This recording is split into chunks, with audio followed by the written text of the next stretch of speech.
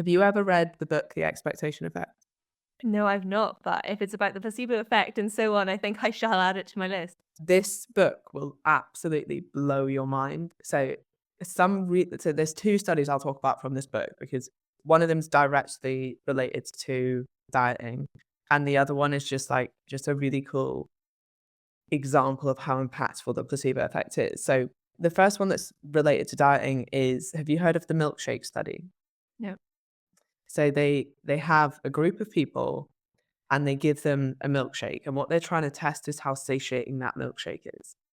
So the first time people come in, it's not just how hungry do you feel, but they also take your ghrelin levels. So that's a hormone in your blood that will indicate your levels of hunger. And so they have a group that has the first milkshake, take your ghrelin levels before, take your ghrelin levels after. This milkshake is labeled as like a slim fast diet milkshake. And then they have rating of their perceived hunger and rating of their ghrelin levels. And then the next time they come in, they have another milkshake, but this milkshake is like a full fat, indulgent chocolate heaven milkshake. Exact same thing. They take their physiological measurements of hunger, so their blood levels of hunger, and then their perceived hunger before and after. Now, unsurprisingly, after the Slim Fast shake, they have still higher levels of ghrelin, so they're still more hungry and they don't perceive themselves to have been that satiated, that full afterwards.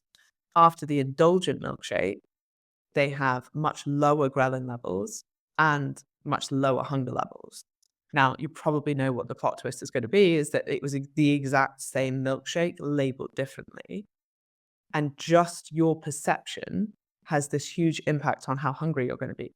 Now, when you extrapolate that out to the way that people think about diets, if you think you're going to be over restricted, if you think you're going to be hungry, if you think you're going to be miserable, even if you're on like actually a quite sensible calorie target in a calorie deficit, whatever, you're still gonna perceive that you're feeling those things. And it's not just the perception, it's like these are actually real. That's why I like that study so much, because the physiological changes, you can't control that, like consciously. Obviously, subconsciously you can because it is being controlled, but you can't just decide that your ghrelin levels are going to stay elevated or reduce.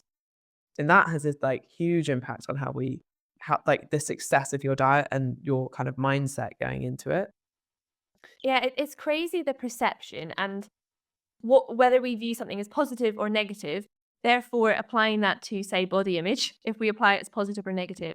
It's the power of our subconscious can literally control our hunger levels, like biologically in our body. Imagine if we are viewing ourselves through this lens of we're not good enough, we are not worthy, we are not even a good person, we're not pretty or attractive or even deserving of a relationship, of friends, of love. And all of these things, they sound quite dramatic, but I think that everybody can relate in some point during their life at some level of feeling those emotions or at least knowing someone who has. And if we can control our hunger by that subconscious, imagine that then perception of body image and how it can really lead to so many detrimental things. But then also, it's interesting how you say, even when you add the word diet into something, suddenly it has these connotations. Whereas if you say, we're going to introduce this different meal plan, or I don't know, I'm trying to think of a different word that is the same as diet, a synonym of diet, but it can be used differently and perhaps would have different effects immediately. And I'm sure we could even like delve into a whole different conversation of that. I think just to touch on that, like even when you're talking about stuff, instead of what most people think is like diet means taking all these things away, it could be like, okay, well, actually, diet means adding all these things in that Yeah. fuel you better. And actually, like we know as coaches are going to create a calorie deficit for you, going to make it much more likely that you're going to eat more or less very calorie dense foods and thus less total calories, but you're going to feel like you're fueling yourself more. And you're focused on like, I'm giving my body the nutrients that it needs to feel great, as opposed to I'm going to try and eat as little as possible because I want to lose body fat, which is how a lot of people view dieting. That has a really big impact, especially for longevity, like of the result. The most diets fail. Most diets, people will lose weight. Almost everyone who's ever tried dieting has lost weight.